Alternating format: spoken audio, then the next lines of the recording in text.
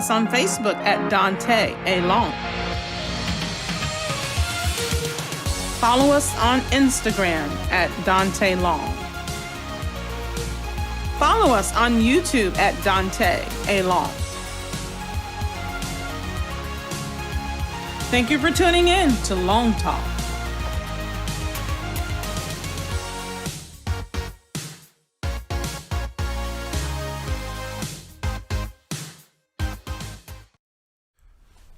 Good evening, friends. Good evening. Good evening. Once again, on this election night 2020, decision 2020. As many of you are tuned in here on Facebook and on YouTube and on many of the other social media sites, gauging tonight's activity, we welcome you to come on and be with us here on Long Talk tonight. We are with our special guest again. Earlier tonight we were talking, and she's back again, Miss Amber Lowe-Woodfork. And tonight we're also special to have one of the leading voices in the Atlanta community for understanding voter suppression, and he's done so much on so many political arenas with clergy. Please help us welcome Reverend Billy M. Honor Jr. How you doing tonight, sir? Just trust everybody's doing well. Trust everybody's doing well. Friends, tonight is a historic night. It's so much going on nationally and on a state level and county level and so many levels. Tonight we're just gonna dig in. What are you seeing tonight? What are you seeing tonight? What are you gauging tonight? You asking, this is for us, right? Yeah, just for you guys. Absolutely. Yeah. You know something, if I really don't like to watch every single second of the countdown, right? Or as the numbers are coming in, because it's just so stressful. You know, and it's too much anxiety that's built up, right? But I have been checking, you know, here and there, and I'm looking now, and Joe Biden has 192 votes, electoral votes, and President Trump has 114. And then I see a breakdown of the Senate and the House control as well. The Senate is in a dead heat right now with Republicans and Democrats, and then the House is led by Republicans right now. So, I mean, at the end of the day, we're not gonna know for a while. Which is why I try my best not to, you know, get too caught up in watching this stuff on election night. Sure. Because it takes a while for things to come in. You know, I just read where I think it was Minnesota, who may be counting absentee ballots up until 5 a.m. right in the morning. You know, yeah. So it's long hours going to these things, and so. Yeah, I'm going to bed in a little while and waking up and praying that, you know, it's a favorable outcome. It's a favorable outcome. Reverend Honor, what about you, sir?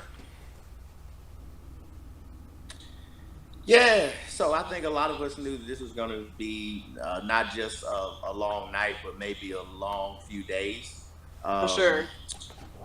Just particularly because, take for instance, here in Georgia, even once we start counting all the ballots, we have to deal with the irregularities, which is a process called ballot curing, which is going to take a few days. Yeah.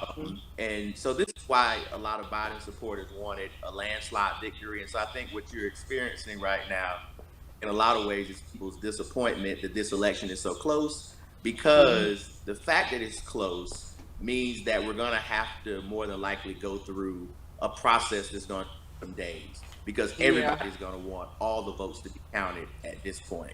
And so, yeah, I obviously agree with Amber. There's a lot of anxiety tonight, but you may as well start just saying over and over again, patience is a virtue, patience is a virtue, patience is a virtue, because this may take a while. For sure. And I mean, a friend of mine who works on the Biden campaign, I think he's like a senior advisor in Georgia, he's telling me that at State Farm Arena, they have some folks, you know, who are monitoring the ballot counts, right? Because it was, I guess, a threat that, you know, or the you know, a thought that a chance that that some funny business is going on. Let me ask you this: can you confirm? There was a report that there was a flood that took place at State Farm Arena earlier. Oh no! Did that happen, Billy? Wow. Yeah, but it didn't affect any of the ballots, and so it's really a non-story. Except that it probably delayed the counting of votes. Is what we can. If there's any concern, is that it probably delayed the actual counting, but none of the actual ballots were affected by. Okay, good news. Good news. We don't want to start the night off with compromising of any sort. We don't have time for this type of carrying on, especially on a long night like this. And Georgia is good for it. Georgia is good for the chicanery, Yeah, we don't have time for any chicanery tonight. Yeah. That's not to say somebody didn't, undo the pipes trying to hurt the ballots. I mean, that's what we're saying. But we're just saying it didn't work. If that is what happened, it didn't work. God blocked it. Isn't that what they say? Oh my God. Yeah. I also heard, y'all, that there were some polling precincts where equipment had not come in yet. This is in Georgia, in certain counties, right? At polling precincts. Sure. They waiting for equipment to come in on election day. Like you all, we've been early voting for what, like 2-3 weeks now? I don't understand why we're ill prepared on election day when we've been voting since the middle of October. It's just unacceptable. Again, good old Georgia. You can count on it in here. Sure. Let me ask you this: has anybody, and I hate to keep going down this road, but has anybody even took a glance at any of the Senate races here in Georgia? Yeah. So the special election, which was Johnny Isaacsen's seat, correct? That is going to go into a runoff between Loeffler. It's projected to go into a runoff between Loeffler and Raphael Warnock. Dr. Warnock. Yeah, which we predicted that, right? Because there was so many folks in that race, right? There is no way that there was going to be an outright winner unless everyone in Georgia voted one way, right? It was not going to happen, So the prediction, has proven to be, true that those two will be in a runoff. Okay.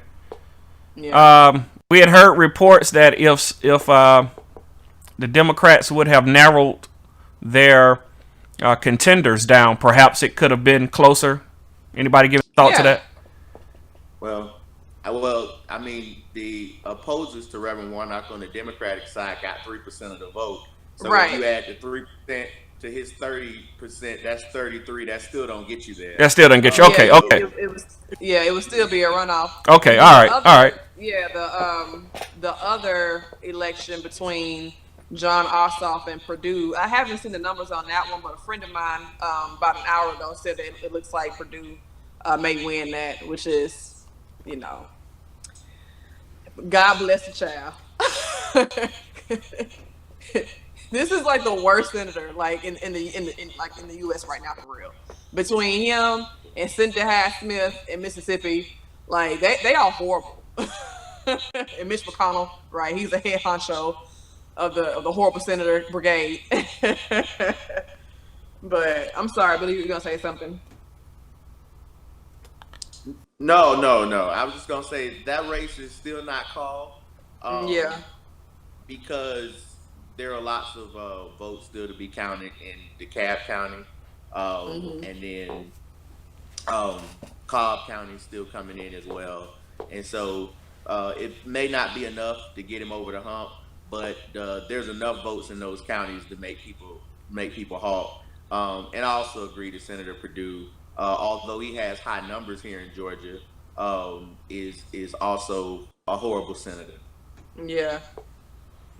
I mean, doesn't hold town halls, right? Has done nothing to protect, healthcare and voting rights.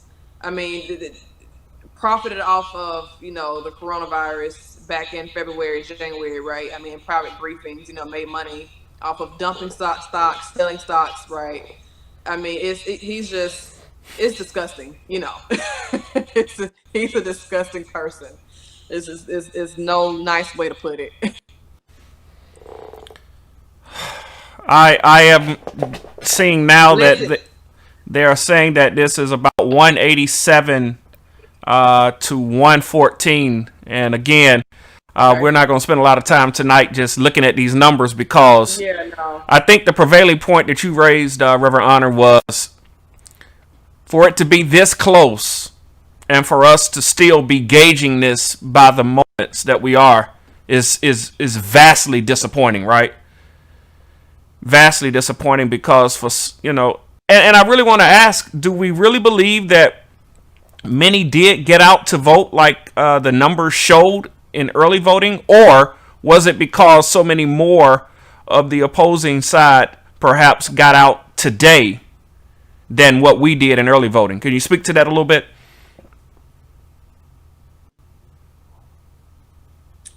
Yeah, so it's clear the early vote across the country leaned towards the Biden campaign, and then they knew that the what we call E-Day voting, Election Day voting, was going to probably lean towards the Trump campaign, right?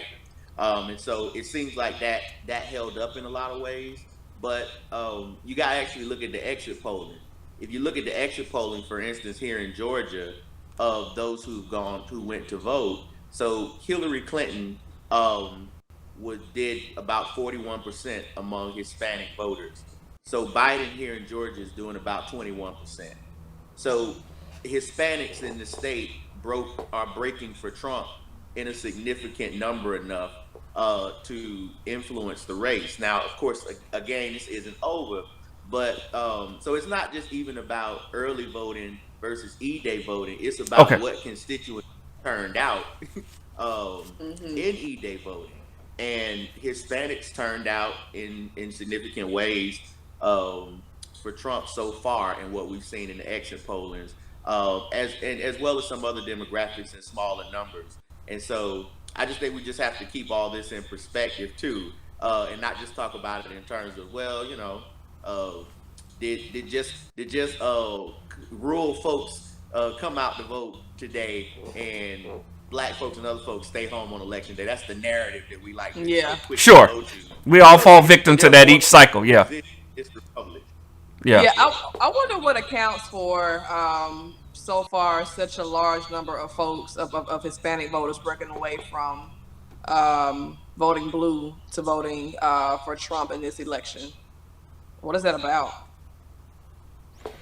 Yeah, it happened. So in Florida, it's the Cuban. It's a lot of it is the for Cuban sure. They successfully painted Biden as a socialist. And if you are, if you're a Cuban, that bothers you. And many of us know history. We understand this information. That's a whole nother conversation. Right. How it plays in their community, right, is we do not want a president that reminds us of Fidel Castro or is sympathetic to that team. And the Republicans play that record every 4 years in Florida. I'm a native Floridian. It works. It works. Yeah. Thank you, because that makes sense. And Amber, I think we talked about that earlier in our conversation, how the data scientists can control the narrative through the political jargon and most of the ads that they see on social media and literature and paraphernalia. If there is a agenda to paint out a particular candidate in that light, then many times if you pump enough money behind it, that's what you're going to find. And that's what you're going to see time and time and time again. And Reverend, you just said, it seems like that's a cycle, every 4-year cycle that is pushed, and that is many times just seen to be what it is that we fall for lack of a better term. Yeah, and propaganda works, Propaganda is what it is because it works, We just have to be vigilant and smart enough to not always fall for the okie doke, right? yeah, it's what I want to say. I can't say it right now, but yeah, we have to be smart enough and intellectual enough to not fall for code words and language that's code for something else, right? So like you say, Billy, the whole socialist language is it rings of a historical awareness, right? So you gotta be smart, help us, God help the child. What have you really seen this time that is striking to you, Reverend, that perhaps you haven't seen in times past about this Which one? election? Billy. Billy. Well, it ain't over, unfortunately, and so I mean, there's still a lot to see. I think that we might haven't seen before. This ballot counting process is going to be very, very interesting. Yeah. But I mean, early voting, the energy around early voting this time. So we prepared for long lines today. I mean, many of us mobilized vast groups of volunteers. I know I pulled faith leaders out to go to these polls in expectation that there would be long lines, and I don't know that I was out from probably 6:30 to 7:30, and I didn't see a long line all day Yeah. moving around. And so that means, but I did see long lines during early voting. So Yeah. what I've never seen before, where early voting turnout in terms of people going to vote actually ended up being more congested and robust than actual election day voting. I've never seen that before. Yeah, and I think it's a couple of things we credit that to, right? Number one, the pandemic, you know, and number two, you had folks who push people who really, put on these absentee ballot and early voting campaigns, right? So you had different nonprofits, organizations who really encourage folks to vote early and vote by absentee, right? Voting by absentee is safe, it's typically seen as safer than voting on election day, right? And like I say, people didn't want to be in long lines on election day because of the pandemic, So, but I have been seeing in different Facebook groups that I'm in though, people who voted on election day were saying that the lines were surprisingly short. But again, I think I think it's a couple of reasons why. Number one, a pandemic, and number two, nonprofits putting a lot of energy, investing a lot of time, and encouraging folks to vote early. Sure. And if you don't mind, I want to shameless plug, salute both of you all because I know you all have done a lot for a long time leading up to this election. And I can say as well today, as I was looking at local polling stations within a 10-mile radius of my house,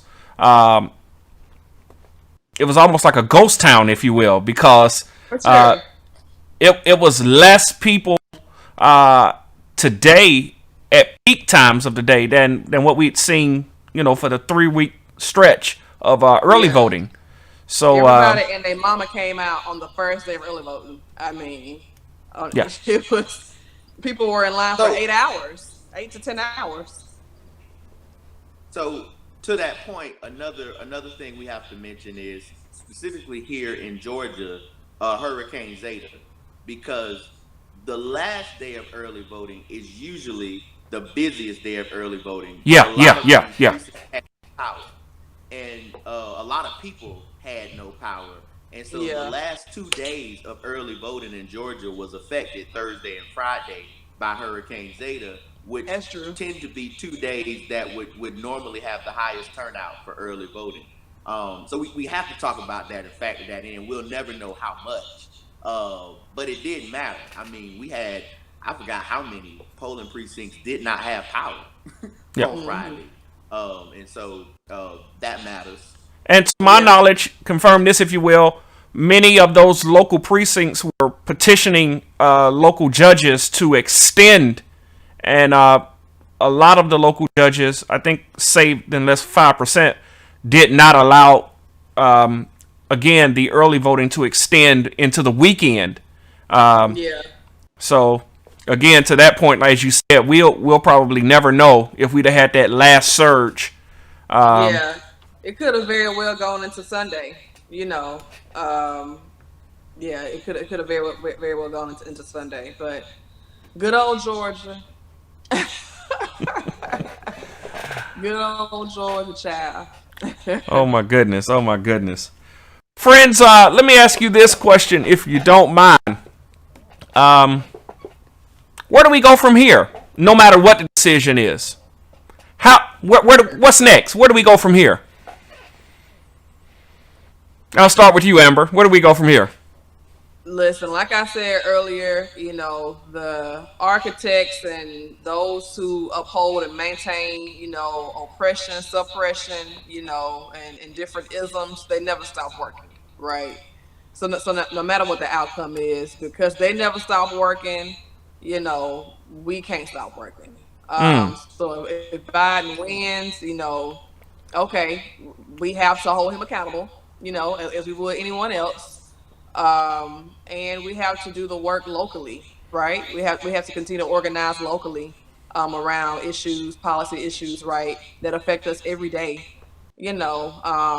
So yeah, we can't, either way, we can't act like the fight stops. I think that you know, folks were acting like, okay, we have a black president, with Obama, things are gonna automatically, be better, and wow, and we were just so enamored and felt so good, right, to have someone to look like us, the whole representation Yeah. politics piece, right? And there were folks who fell asleep, during those 8 years. And what woke people up, during the latter part of his 8 years, were all the police killings, right? So like I say, things happen every day, all the time, no matter who's in office. If the person, if it's blue, red, purple, whatever, right? We can't ever fall asleep and act like we've made it because our candidate won. Reverend Honor, where do we go from here? Yeah, I obviously agree with everything Reverend Truth is Trouble has laid out there. Uh, my Reverend is making a good case for what we should say every election is that we always have work to do. We have to hold them accountable. Whoever gets elected, that's for certain. I think in the immediate, we gotta make sure every vote is counted. That's number For one. sure. Okay. Yeah. Uh, Yeah. some of us will be waking up tomorrow, and our mindset would have already shifted to how it is we make sure that those who are doing ballot curing and making sure the irregularities in terms of the ballots that have been cast are worked out fairly. Mm-hmm. We'll be monitoring that process.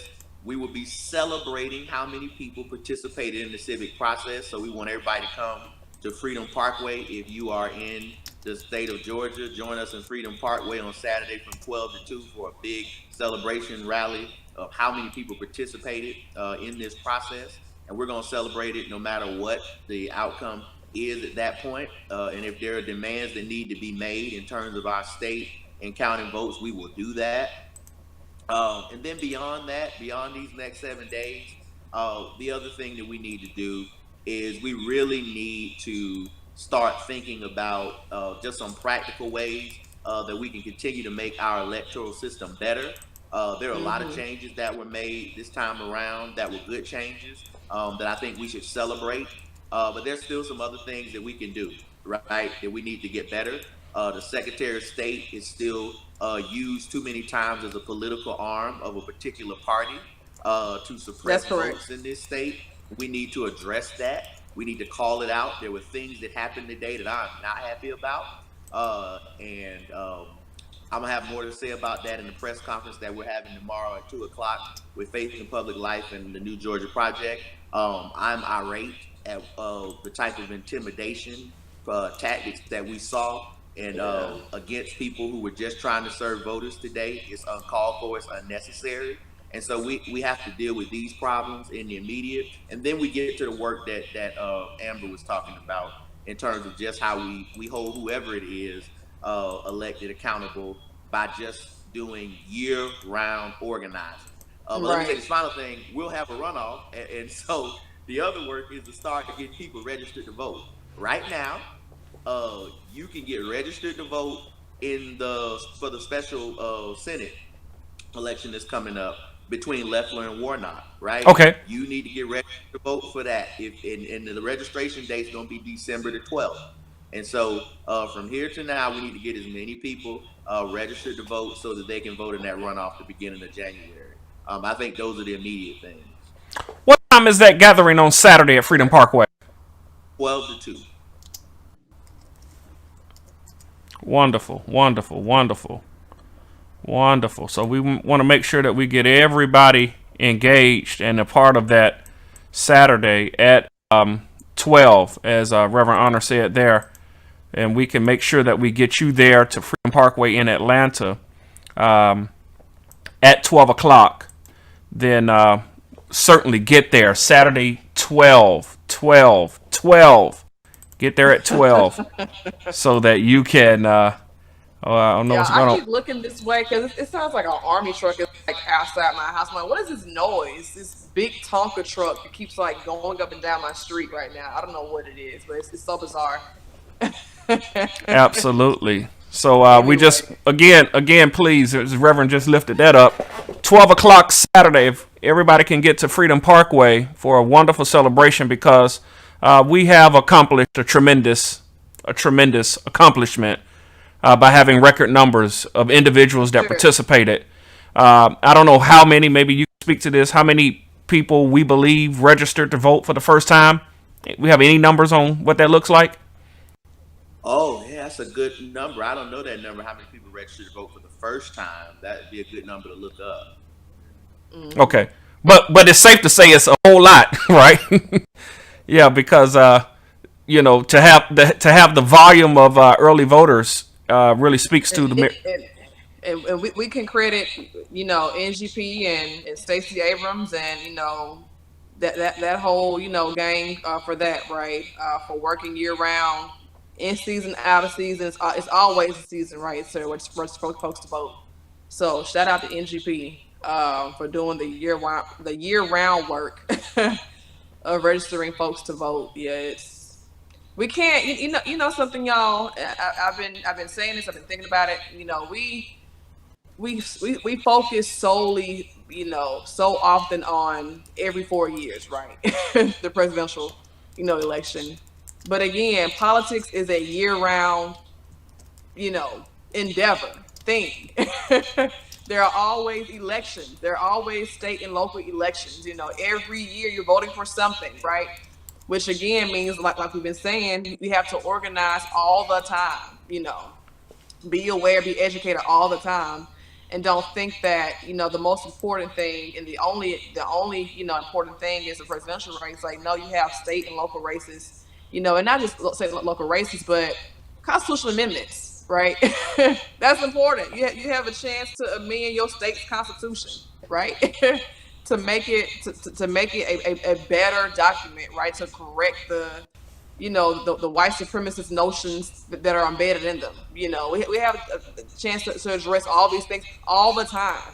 And Yeah. it pains me to see people, from my state, Mississippi, and just everywhere, acting as though it's not important to vote, and that the only thing that we're voting for is presidential race. No, you idiot. We're voting for.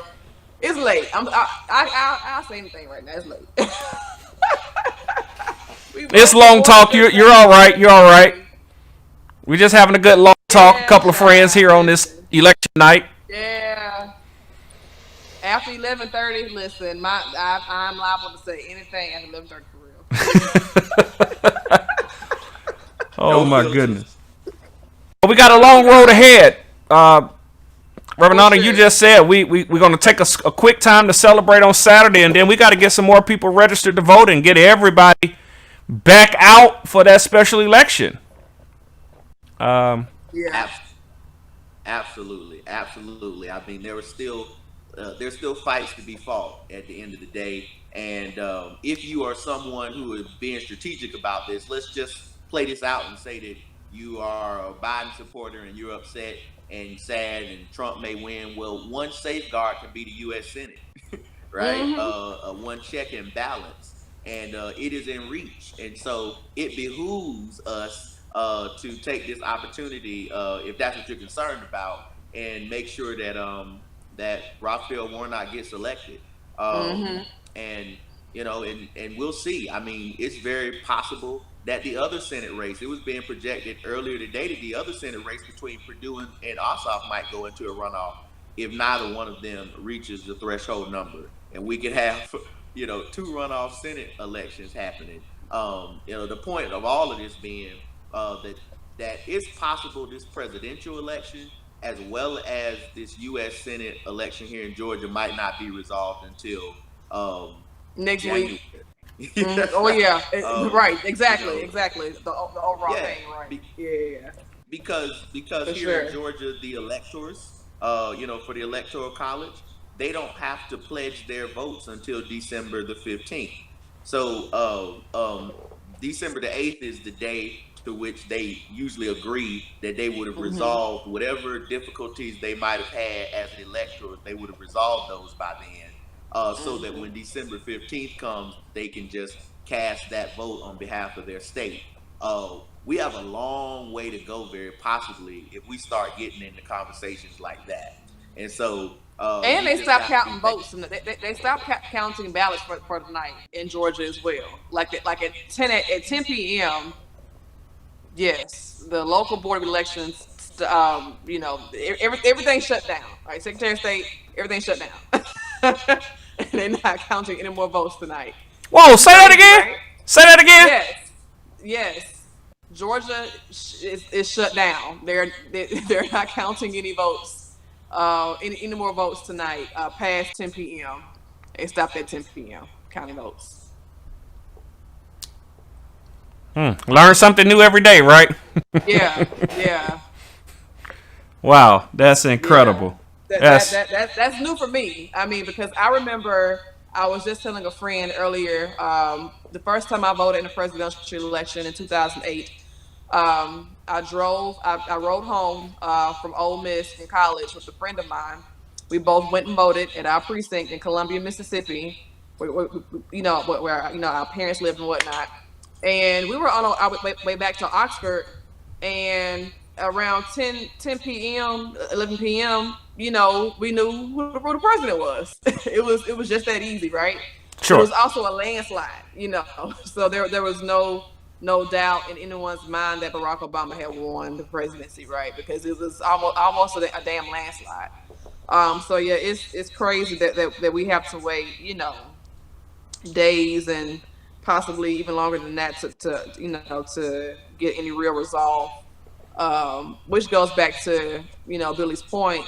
Democrats were hoping that it'll be a landslide for Joe, but I mean we live in some weird times, child. God bless the child. So we do live in weird times, Reverend Amber, and at the same time, this map looks a lot like 4 years ago. Yeah, for sure. Right? Oh, for sure. Like, for sure. Yeah, so it's sure. It looks like the same weird times that we were in 4 years ago, which means that in many ways, the electorate hasn't shifted in terms of where we see these issues in many ways. And I think that's what we were waiting to see, is if in fact the electorate has shifted significantly. And so far, I will say this, because we're just a little over 50% of all the votes in the country that have been reported. But so far, it doesn't look like there's been much of a shift in terms of how people feel about Donald Trump and then the Democratic nominee from 4 years ago. Yeah. Which raises really interesting questions that we have to wrestle with. And I think we have to start having different conversations in terms of our politics, right, in this country, when it comes to these races, because I think we aren't honest in how we assess these things, and we have to start being more honest. First of all, people lie in these polls, okay, and there are a lot of silent Trump voters. People lie. Let me finish this. I'm just talking about white people. If you look at DeKalb County, okay, last I checked an hour ago, Trump had 14% of the vote in DeKalb County, right? Which is a predominantly black county. Yeah, and so I want you to wrestle with that, right? Right. Mm-hmm. And most of these people weren't going around saying they were going to vote for Donald Trump, Right. but they went into the polling booth and they did. You understand what I'm saying? And so we have to start having some real conversations about what's really going on in some of these situations. Keeping in mind that we still got a long way to go. But I'm sorry. Yeah. Go ahead, Emma. I'm sorry. Yeah, no, you're good. And thank you for saying that, because I think you're right. This country is never honest about who it is, right? About what it is, right? We always say stuff like, "Oh, that's not us. We're better than that. America is better than that." No, it's not. No, it's not. I mean, America shows, what it's about every day. The electorate shows what it's about every day, right? So yeah, I agree. We do a good job of putting on a face. This country does, and presenting itself as though it is something that it is not. And in fact, it is the very thing that it wants to hide. But no, like we know what you are, what it is. Yeah. I'm glad that here tonight we're talking about this. That number one, let's not think that it's just gonna be easy. This is really a repeating of what we just saw 4 years ago, and that it's really shameful that the needle has not really moved. Which means that to the point we made just a few minutes ago, we still have more work to do. And what the Democratic Party is going to have to do at some point is, evaluate these candidates they prop up, right? I mean, because let's be clear, right? I voted for Jon Ossoff, but Jon Ossoff was a terrible candidate, right, for U.S. Senate. I mean, nothing about him was inspiring, like no experience. I mean, you are a privileged white kid who has no experience at all whatsoever in public service, right? Why? I mean, to be honest, Purdue, he's terrible, yes. But I mean, say that again. Say it again. Huh? What'd you just say? What you mean? What part? You said something about Purdue. People in the back didn't hear you. No, he's terrible. Yes, he's terrible. Oh, okay. Yes. Okay, I just want to make sure you said that terrible. out loud. Yes. Yes. Y'all heard it here on LongTalk. Yeah. But at the same time, though, I mean, it's not like Jon Ossoff was just some stellar candidate, right? I mean, sure. You are a privileged, inexperienced, white kid, who you lost the race against Karen Handel. There were no other races going on in the country, right? After Trump, had won the presidency, 4 years ago, right? The spotlight was on Georgia between Jon Ossoff and Karen Handel. He raised a shit ton of money, right? I mean, folks from everywhere was giving this man all kind of fucking money, and he lost that race bigly, And then he's propped up again, to run against David Perdue, a damn Fortune 500 CEO, right, in a deeply red state. What about Jon Ossoff is going to defeat this man? I hope he wins, because I don't want Purdue to have another 4 years or 6 years right in the Senate, But at the same time, it's like, what made y'all think that this was the guy who's going to beat David Perdue? It baffles me how we prop up these mediocre ass candidates all the time. I mean, so at some point, the Democratic Party has to evaluate, okay, first of all, who are we? Who are we? What do we care about? And why do we keep losing? We keep losing. Why? I'm gonna tell you why. Because you all again keep propping up mediocre candidates. That's why I keep losing. And you don't invest in key states. Like, listen, there's no reason why. 2 years ago or 4 years ago, how long it was, there was no reason why the DNC or the DSCC rather didn't invest more money in the U.S. Senate race in Mississippi, right? You have a candidate in Cindy Hyde-Smith who's on camera saying that she would go to a public hanging, right? The DSCC invests hardly any money and time in that race to help Mike Espy win, right?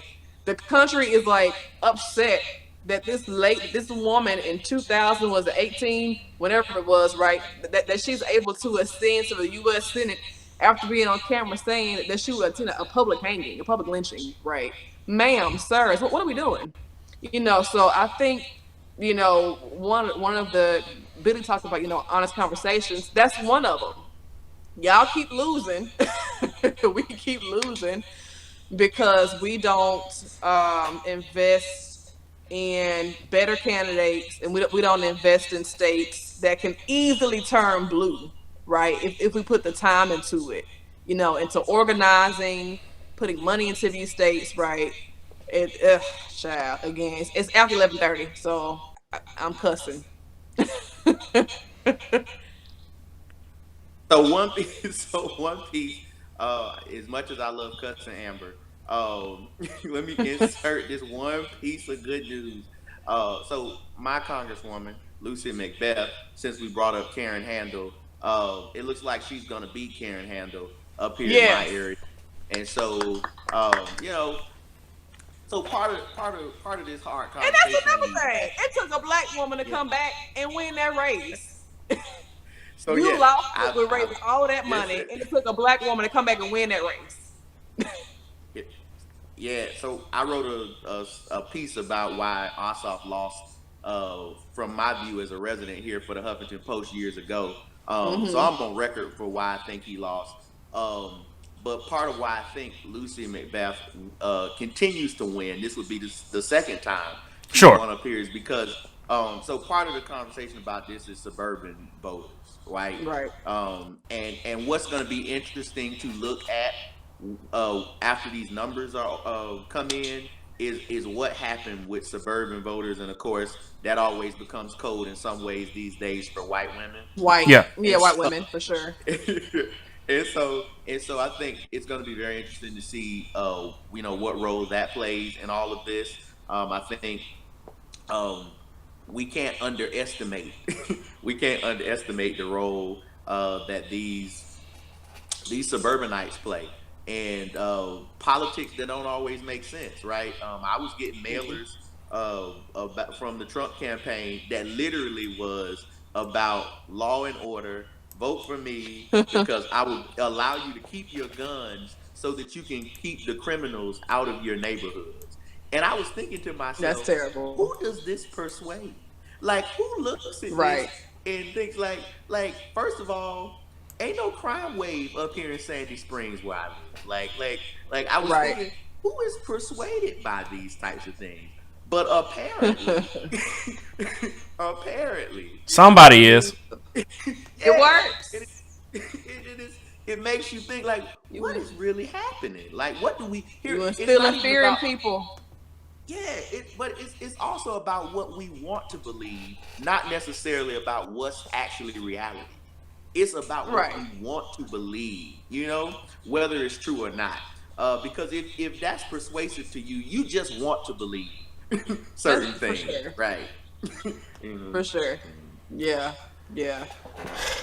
Well, guys, have embedded, notions about black folk, about brown folk, and the minute you see something that supports, and that can go both ways, right? I mean, we all have, our embedded, preconceived notions about people.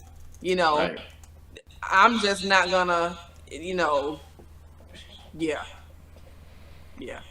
me. Well, it also gets into this whole thing. People believe what they want to believe, right? Yeah, for sure. Billy, what you sipping on? So it's that kind of night. I'm drinking right out the bottle. Yeah. Reverend, is that barefoot? It's a sweet red. That's all. Reverend, is that barefoot? It is. It's a barefoot. You better than that. You are so much better than that, Reverend. You are better than that. You never listen. I had to drink what was available to me, Amber. But you are better than the barefoot, okay? Listen. These things we know, and what I want to.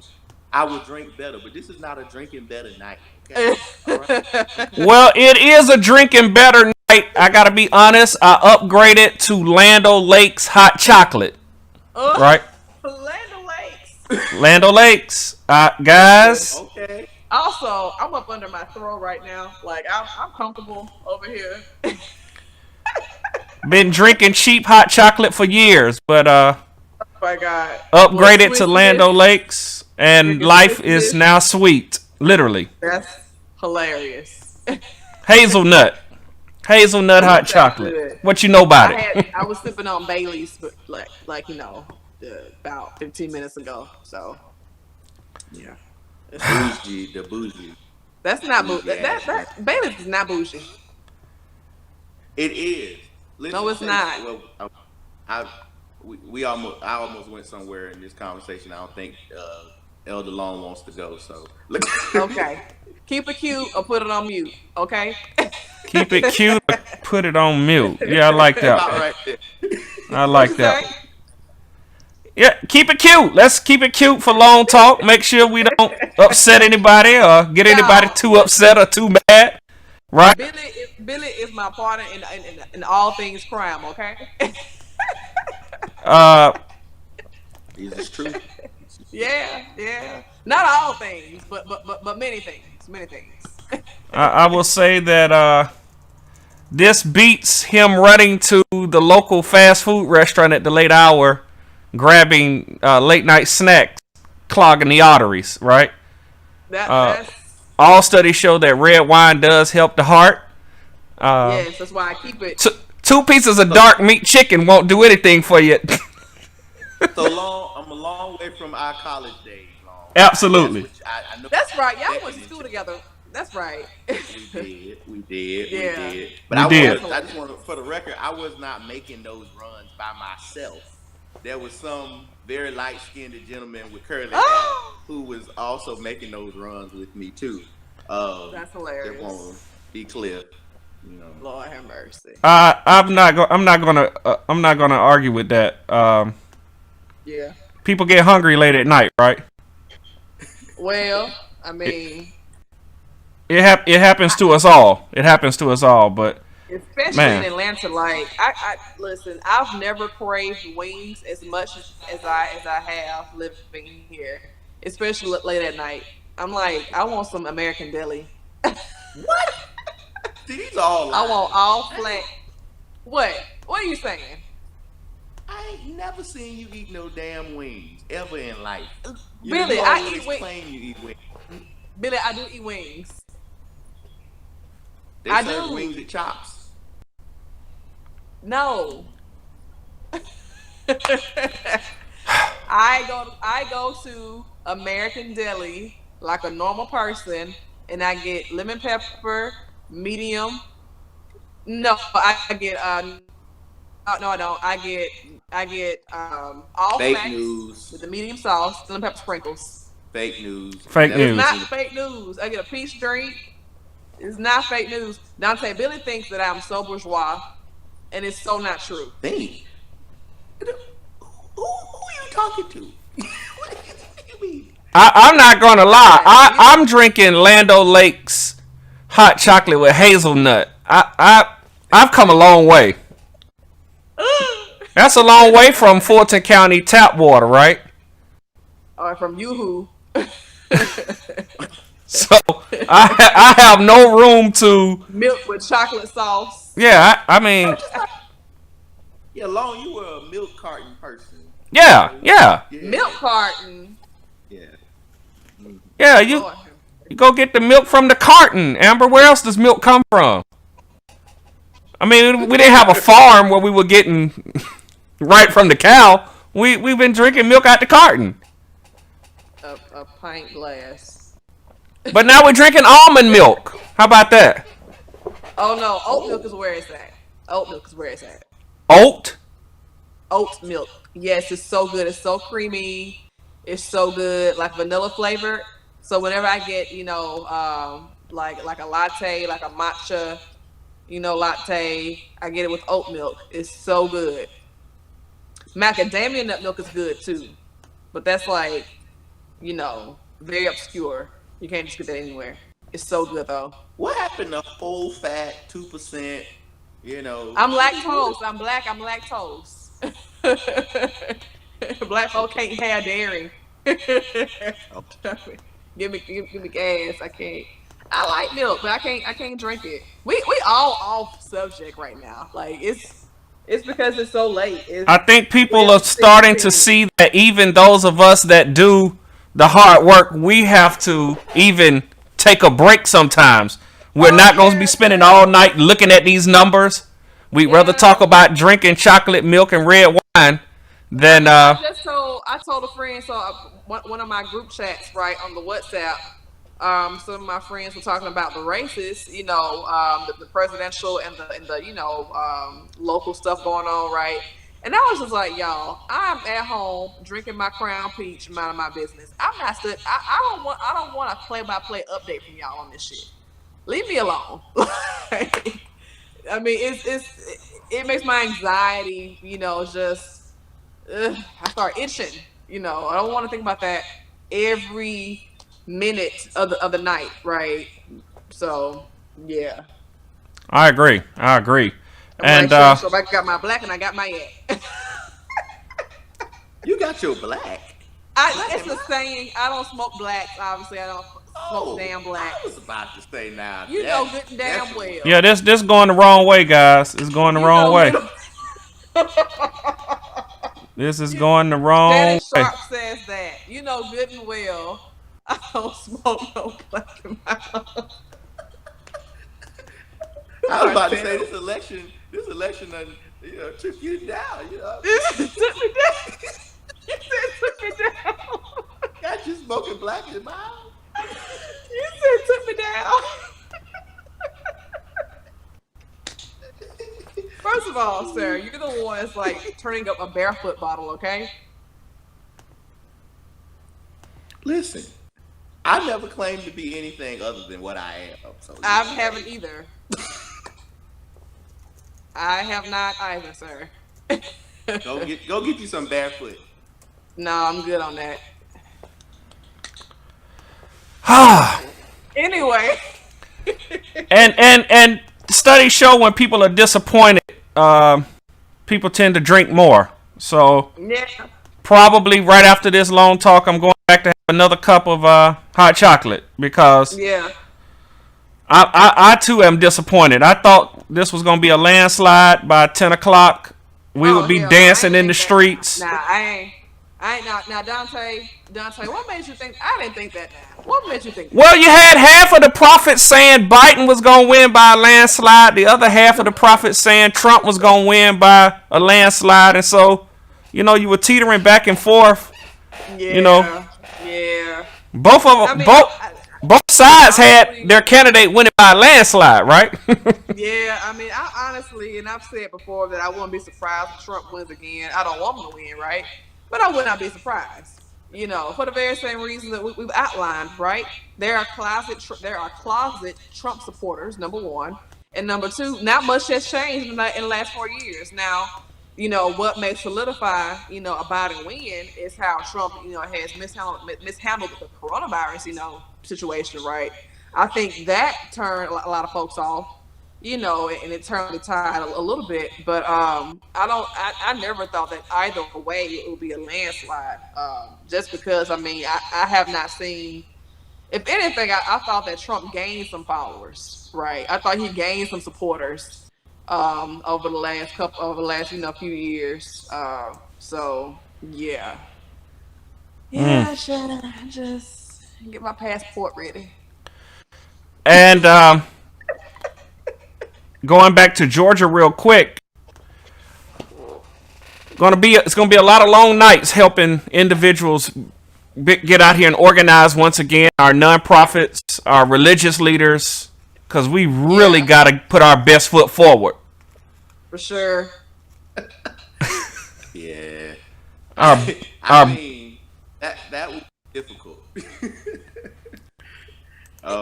We have to do it, but it will be difficult. It will be difficult. It's hard corralling us. It's hard corralling us. Yeah. Faith leaders. Yeah. That would be difficult. I mean, there was a lot of effort that went in this time around. And so, to Amber's point, the only thing that I think can do that is going to be a candidate that energizes the electorate. Yeah. It won't simply be from engaging people around On why the elections issues. are important or the issues. Like it's gonna also have to be a candidate who gets people excited and makes them want to turn out. It's gonna that's gonna be a critical part of this because um, if I see where the conversation is going. If we really think that Biden might lose this, and that's your concern, this is going to be a hard defeat to take um, in our state and beyond. And so it's gonna take some getting up from this. It will be maybe worse for some people than what we experienced here in 2014. Many of us worked on that governor's election, and it was not close on the Senate side or the governor's side, and that's what actually started some of these nonprofits doing this work, because they said we got to do something different because this ain't working. And so what may get birthed from this is new efforts, new initiatives that do different work that's needed. But it's going to take some while to get up from this, if in fact, we don't get the outcome that we want. Yeah. Like I was saying earlier, it's going to take some imagination, right? It's going to take some political imagination, you know. And we always say what has worked before, doesn't always work, again in the future. And a lot of these efforts, not NGP or any of us, right? But there are folks in other places that employ the same tactics, right? That they've always employed, that just don't work now. That they just don't work now. So yeah, but we people really need to tap into a better imagination when it comes to how we do politics in this country. Well, let's talk about that real quick, and then we'll get out. The imagination of really coming to grips with there are a lot of secret supporters that really pledge their support behind our agenda, or imagining that really there's a way that we can persuade them to see what we're seeing or to experience what we're seeing. Because a lot of people will say, and we just heard this last week, I don't know what racism is about. We're prominent black men saying, I've never experienced racism. That just isn't my experience. Or I don't have those type problems because, my money doesn't afford, I've afforded my way out of that, right? So I'm just really at this point thinking this whole thing about trying to say that everybody is down for the same cause, that message is old. That narrative has already been erased, right? At this point, we have to either come to grips with the fact that there will be those that will never buy in, and we must accept that and imagine that we can raise up more from either the opposite side. Or what do you think the best strategy for imagination will be moving forward? Yeah, I don't have much imagination to spare for convincing white people of much. But that's my own personal ethic. White people who are agnostic or who have philosophical issues about racism, God bless them. But I ain't got time. I'm not calling saying. Yeah, that's somebody else's work. I'm not saying it's not important work. That's just somebody else's work, right? The three groups that I'm interested in imagination with are rural voters, particularly in the black belt of Georgia, because I think we still have to find better ways of engaging many of our rural black brothers and sisters, and brown brothers and sisters for that matter, in our rural communities. If you look at the county breakdown of this election, I was looking at it a little earlier. It's really interesting in some of the breakdown of these counties. Like, you look at Randolph County, very rural, very black, right? When you look at Peach County, Peach County was really competitive, right? So there's a lot of work that we can do, like in terms of imagination, how we engage there. The second group is black males. We started to talk a little bit about this the last couple months of the election.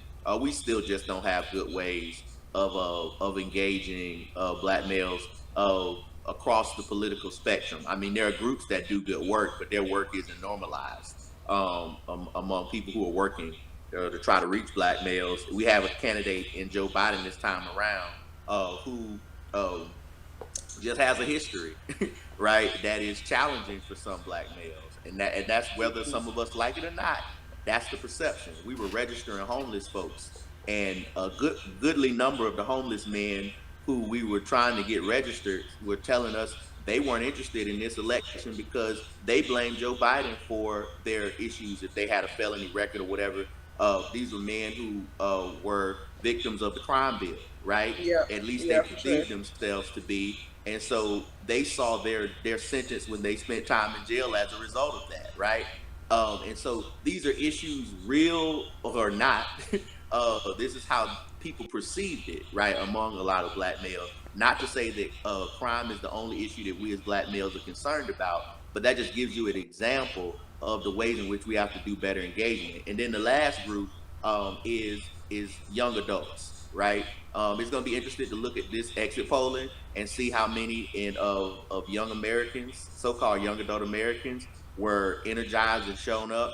I think the numbers bear that their participation in elections here in Georgia has continued to increase over the years, which is a good thing, right? So this is not beating them down, but we have to figure out a way to engage them so that continues to increase, right? And we can thank the Obama coalition for this, because ever since 2008, that sort of engagement has continued for the most part. But if we don't find better ways to engage them, we can't depend on that vote either.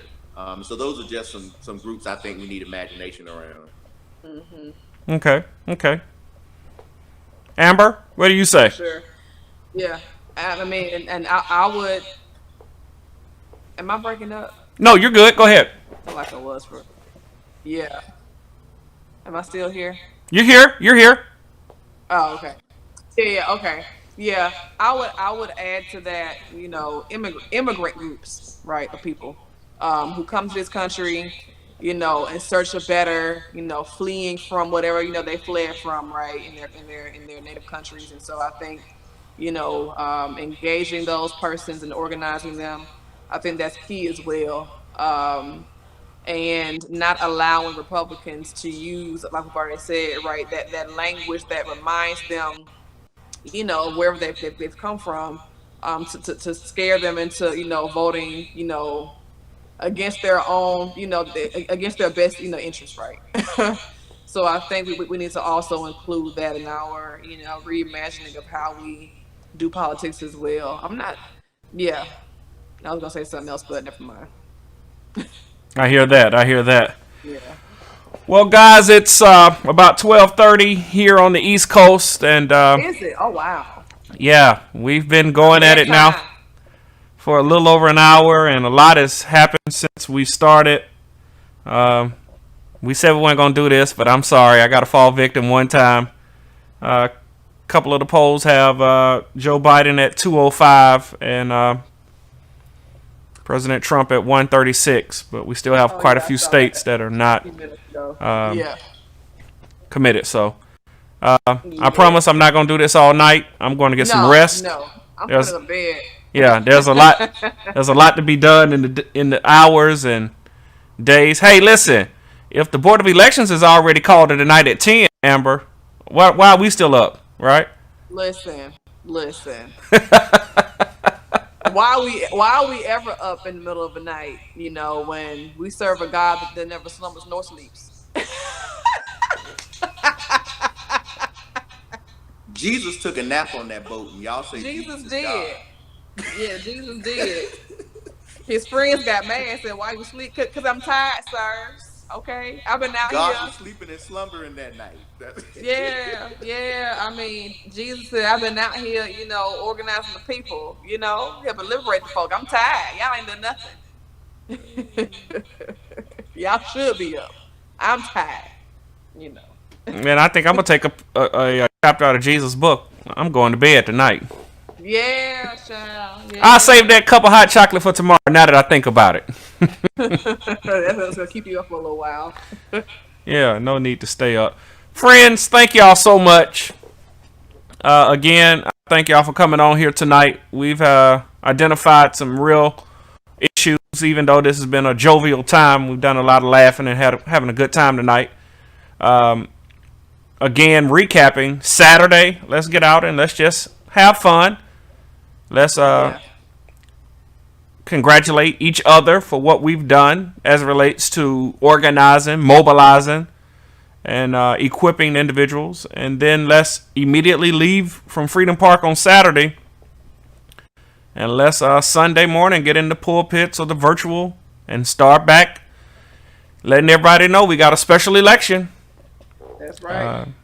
We got a senator to elect. We've got to get him in. So here on LongTalk, we'll be back keeping that conversation going, making sure that everybody's aware of that. And I'm sure you guys are going to be doing it. New Georgia Project and all of the other umbrellas that will be talking to many faith leaders about the significance and the importance. So thank you all so much for coming on LongTalk tonight, guys. I really appreciate it. Oh, no. Thank you, Miss Princess. Hello. There you have it. There you have it. You guys enjoy the night, and we'll talk again real soon now. All right. All right. Take care. Take care.